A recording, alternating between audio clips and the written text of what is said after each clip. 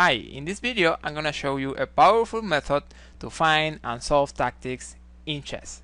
This is FIDE Master Michel Cotto, and today we are gonna see how to find more easily tactics in puzzles and also in games.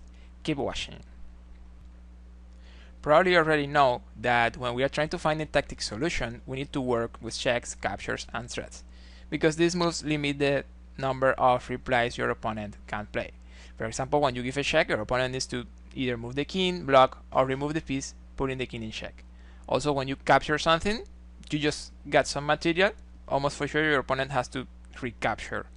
And also when you threaten something, well, you're threatening something, there is a threat, your opponent needs to defend or play something to avoid the threat.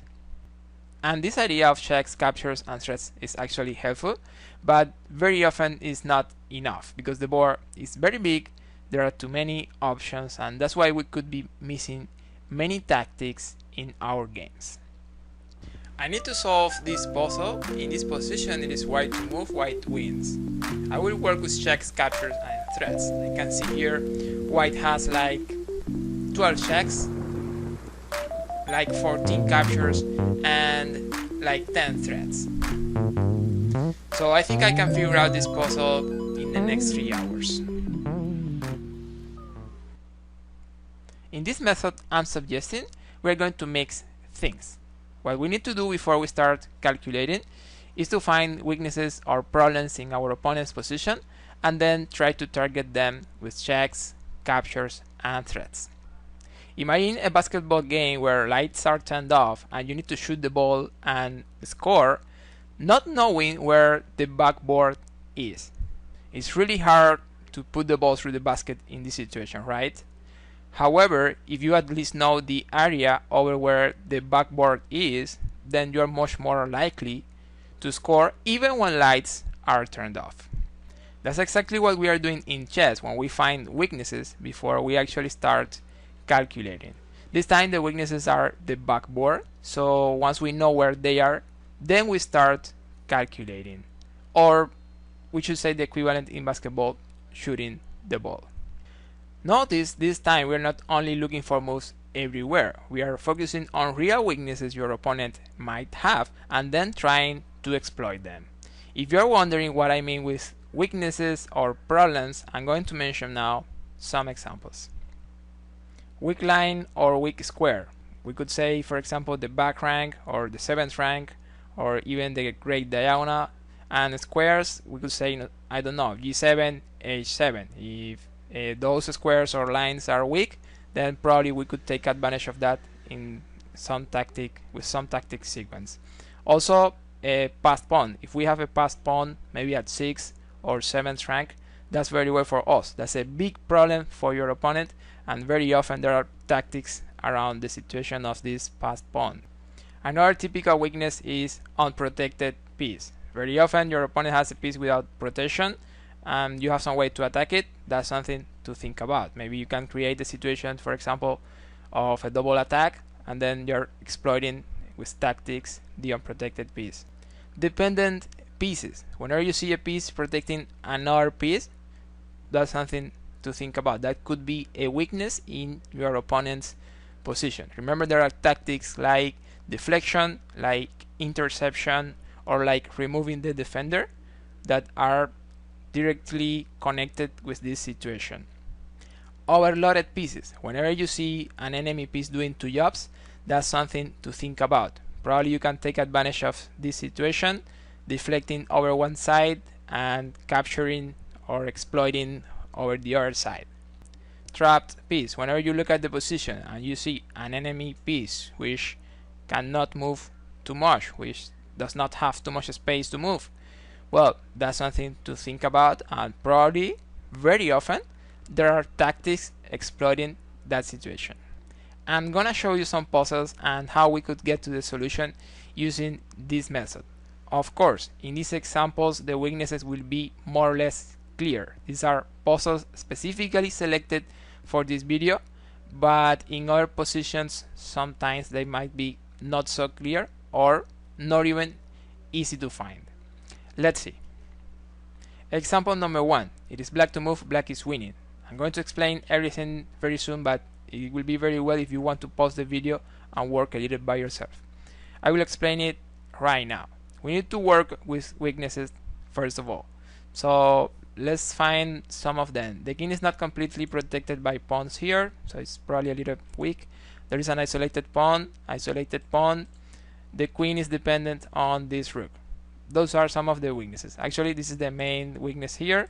As you can see, when we try to exploit those situations with checks, captures, and threats, we can find this check, rook d1, and we already said the queen is dependent on this rook, so if the rook captures the rook on d1, then we will be taking the queen. So rook d1, and also if the rook doesn't take, let's say something like king g2, we can just trade queens here and then take the rook. White plays, white wins. Pause the video if you want. I will explain it right now. Let's try to work with weaknesses. Right now we are taking this knight here, but also black is taking this knight here. This knight cannot move too much, maybe over here, but our knight cannot move too much either. Also we can find the queen here, it's a little like trapped, the queen cannot move too much. Well, there are some development problems over here, maybe an unprotected rook over here. So I think those are the main weaknesses in this position. If we think about the situation of the trapped queen over here, then we could find, working with checks, captures, and threats, that we can take advantage of this. If we play in the first move, we should take pawn, and if black takes, then we will be playing knight g6, getting the queen, because all we needed to get the queen was to threaten the queen. Also in this position, after bishop takes pawn, if the king moves, that will be checkmate in 1, just play knight f7. So knight takes bishop, then we play knight g6, and this is a trapped queen here. Example number 3, white plays, white wins. Pause the video if you want, I will explain it right now. Let's find weaknesses in this position. There is a very interesting weakness here in the back rank. Also there is a pin over here.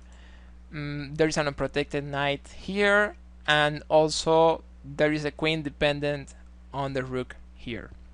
So those are some of the main weaknesses we can find in this position. Let's try to exploit them with checks, captures, and threats. Actually the right move this time is not going to be a check or a capture, it's going to be a threat. The right move here is bishop d6. Surprising, great, fantastic move here. The idea with this bishop d6 is that we are threatening queen, and we are threatening checkmate with rook f8. After bishop d6, as you can see, we are intercepting the rook.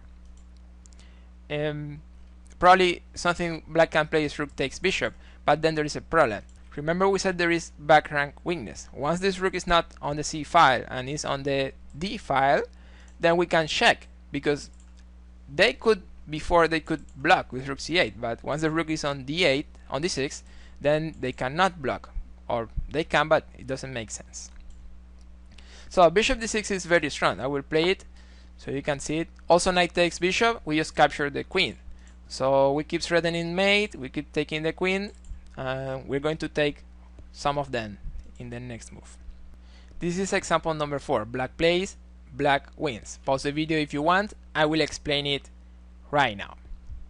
Let's work first of all with weaknesses. Let's find some problems white can have here.